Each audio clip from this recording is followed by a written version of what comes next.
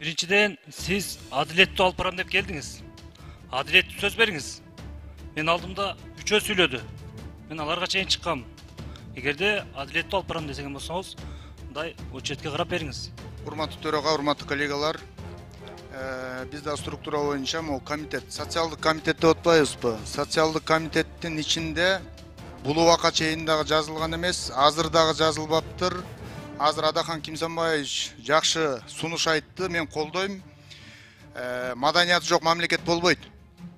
Биз маданият десе эле ырдаган менен бийлегенди түшүнбөшүбүз керек. Маданият деген көп тармактуу. Маданият чындап айтканда биздин өлкөнүн экономикасынын эң башында турган маданият болот. Эгер биздин өлкө агрардык өлкө, биздин өлкө туристтик өлкө боло турган болсо, маданиятыбыз жок болсо бизге эч ким келбейт. Туурабы? Ошондуктан мынакей азыркы комитет, социалдык комитетте социалдык политика, образование, наук, здравоохранение деп атат. Маданият деген, культура деген жок. Ушуну кошуп коюшубуз керек. Биз муну буга кошпой, жанагы Адахан Кимсанбаевич айткан маселеде маданиятты өзүнчө караганда анан биздин маданияттуулугубуз өсөт. Биз, урматтуу туугандар, ушунча убакыттан бери көчөгө жазалган төңкөрүштөрдү көрүп келатабыз. Көчөгө жазалган төңкөрүштөр эмнеден улам келип атат? Жан дүйнөбүздүн жардылыгынан келип атат. Биз качан жан дүйнөбүзгө азык топтогондо жан дүйнөгө төңкөрүш жасайбыз. Биздин маданиятыбызга канчалык көңүл бурсак, ошондо Кудай буйрса биздин өлкөбүздө өсүү болот деп ойлойм. Экинчи нерсе, биз агрардык өлкөбүз, ушул агрардык комитетти дагы мына азыр депутат айтып кеткендей, мен да колдойм. Ушул эки комитетти сунуш кылып айтат элем. Рахмат. Рахмат. Экинчи микрофон. Урматтуу төрага, урматтуу депутаттар. Мына депутат Алимбековдун сөзүнө кошулам. Биздин мамлекет айыл чарбага басым жасаган мамлекет.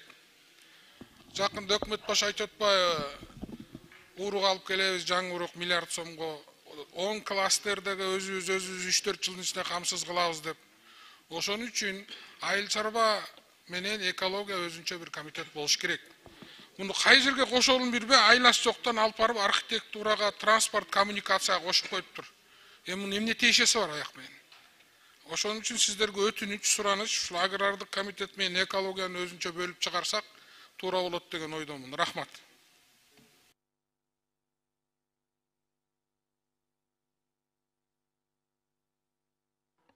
Алтынчы микрофон. Рахмат. Токтогул шайлоо округу Сулайманов. Танат Удматович, бизде жакшы сөз бар. Чычкан сойсо да касап сойсун дегенчи. Ошондуктан мынау комитеттерди карап атканда ошолордун комитеттин төрагалыктарына, алардын орун басарларына Танат Удматович, көңүл буруп койсоңуз. Ошол маселеде кимдин кандай билим деңгээли бар, кандай тажрыйбасы бар. Ошол өзүнүн билими тууралуу туура келеби, келбейби бир карап койсоңуздар. Урматтуу депутаттар, буга да өтө чоң көңүл бурбасак, мына биздин буга чейинки тарыхыбызда айтылып келген ушулардын бардыгычы. Мен ушуга сиздерди чакырып кетер элем, көңүл буруп койсоңуздар. Рахмат чоң. Рахмат. Урматтуу коллегалар, чыгып сөзгө чыгардын астын стенограмма жүрүп атат. Сураныч, фамилияңарды айтып, фракцияңарды айтып, анан сөз сүйлөсөңөр. Экинчиден, биз азыр структураны карап атабыз.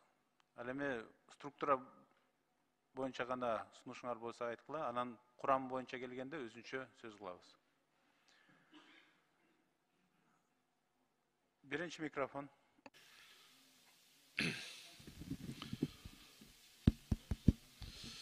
Ишеним фракциясы, Ормонов. Урматтуу депутаттар, кечээ ар бир фракция, ар бир депутаттык топ комиссияга кишилерди бергенсиздер. Мына бул жерде 15-тен ашуун депутат саат 9-дан баштап ушул структураны карап, талдап алдыңыздарга сунуш кылды. Ар бир фракциядан келген ушул комиссияга киргендер, топтун жетекчилери депутаттарга түшүндүргүлө. Эми биз азыр кайра башынан баштап 12, 15 жада баштасак азыр биз кечке дагы структураны бүтө албайбыз. Бул жерде бардыгы камтылган. Мисалы үчүн мен сунуш кылган болчумун. Комитет по социальной политике деп койсок, ошонун ичинде бардыгы болот. Муну бөлүп образование тигип, маданият туура, маданият негизгиси. Бирок ар бир тармакка биз комитет түзсөк, анда биз бир 40 комитет кылышыбыз керек. Ошондуктан сунуш кылынган урматтуу төрага, комиссия сунуш кылган структураны добушка койсоңуз, өтпөсө анан кийин башынан баштайбыз анан. Рахмат, урматтуу коллегалар. Добуш бергө өтөлү. Биринчи кезекте комиссия кече күнү өзүбүз түзгөнбүз. Комиссиянын сунушун добушка коюшка тийишмин. Ошондуктан мына эки микрофонго берем, анан сөз токтотолу Сураныч. Үчүнчү микрофон. Рахмат, таланттуу Нурмач.